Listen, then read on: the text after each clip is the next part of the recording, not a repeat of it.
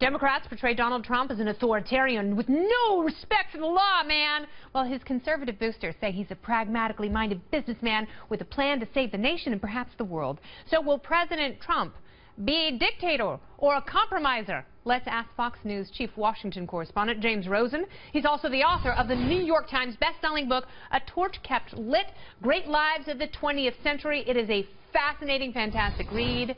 So go get it right now. James, welcome back. Thank you so much, Kennedy. Indeed. I love that book, and I'm obsessed with the idea of eulogies. We're going to table that discussion for a moment and talk about this. So the left fears this dictatorship where the right says maybe he's too much of a compromiser. Can you be both? No, those two things cannot logically coexist simply because dictators, generally speaking, are not given to compromise, serial or otherwise. Yeah. I think if we really want to predict how Donald Trump's going to govern, his own past statements are of limited use because he has basically asserted, I'm free of that whole convention whereby a politician feels that what he says on Tuesday has to align with what he says on Wednesday. So how do you evaluate him? And I think his business career in real estate in New York is probably the best predictive model. I think that's absolutely fascinating because, you know, you point out that here he was, and he has all these institutions that he has to fight against, but at the same time modernize things and make some money. Right. So how would you categorize his experience as a real estate developer, and how might that transcend into the presidency? It's a kind of a blend of idealism. After all, I'm going to put in a spectacular skyscraper there. That's very idealistic, but also pragmatism. And so when he was a real estate developer, Donald Trump understood very well in New York that he was entering a kind of an ecosystem that predated him, and in which he was going to find all kinds of players and figures and factors and forces and interest groups and pressure blocks.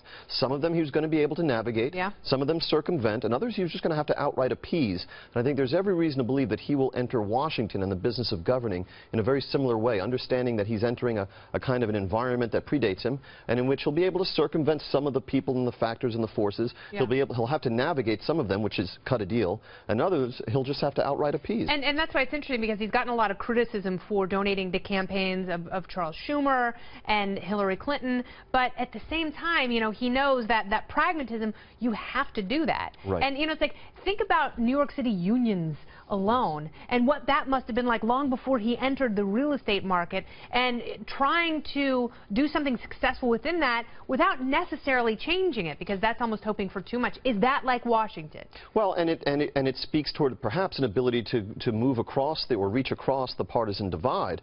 And that's one reason why Trump's history of working with unionized workforces was why the labor union of the Teamsters actually played footsie for a little while with perhaps endorsing Donald Trump and withholding their endorsement from Hillary Clinton. So he might have success in a way that some conventional politicians wouldn't. Yeah, and it's interesting because his brand of populism resonated with a lot of union workers, not necessarily bosses. Or not public sector unions, but industry unions, you know, the Teamsters and those kinds of workers. Yeah, not the SEIU. Not so much. Those filthy communist bastards.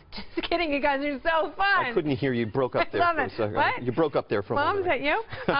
I want everyone to go out and buy your book, A Torch Kept Lit, because there's something so interesting about these eulogies from William F. Buckley Jr. That you have edited, and it makes you realize how important the eulogy is and how it is such a lost art in this culture, because you have to look back honestly on someone's life, but at the same time pay tribute and almost soften the edges. These are very emotional pieces that are in this book, A Torch Kept Lit. Buckley really cultivated friendships very intensively, and sometimes over decades' time.